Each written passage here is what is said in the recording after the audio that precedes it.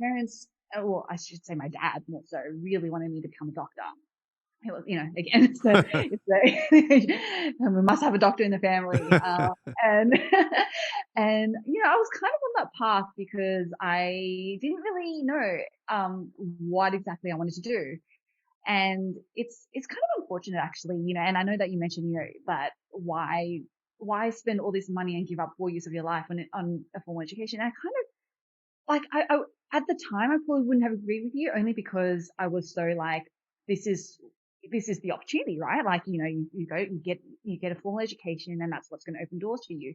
But now, obviously with, with all of the years of wisdom that I now have, it's so not the case because it is almost impossible at 17 or 18 years, however young really you are at that point to know what you want to do for the rest Yeah, of your life. and some of it hasn't been invented yet.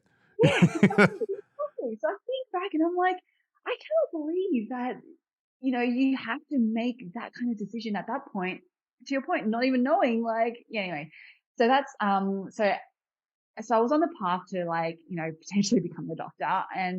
But then I hit year 12 and I was like, this is crazy because the one prerequisite that you have to, go into medicine is to do chemistry, Mm-hmm. which I did do, which I was studying, but I hated it. Right. I hate, I did too. I Yeah. hated science. Yeah.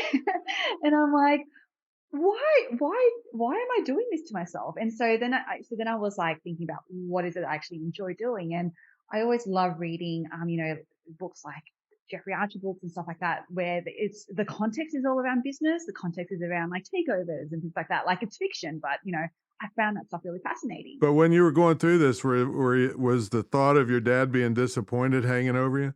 Yeah, I mean, always, Mm-hmm. because I do also, and I'm super grateful for what they did do. Like, because I am genuinely thankful that they made the move. They gave us all this, Mm-hmm. like we didn't have a lot of money, but the money that we did have, they put towards things like my tutoring, like towards things that, would, I guess, make us better. Right.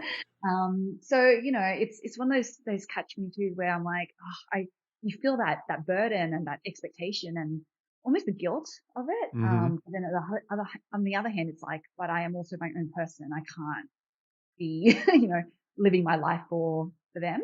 Um, so yeah, so it was a little bit of struggle, but we got to a compromise.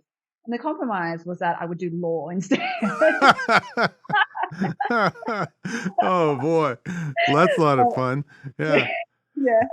But like at the time it was like, I think, to do a law degree, it has to be a double degree. So I was like, I actually really wanted to do a business degree or like a commerce degree. Mm-hmm. So I just ended up doing that with law.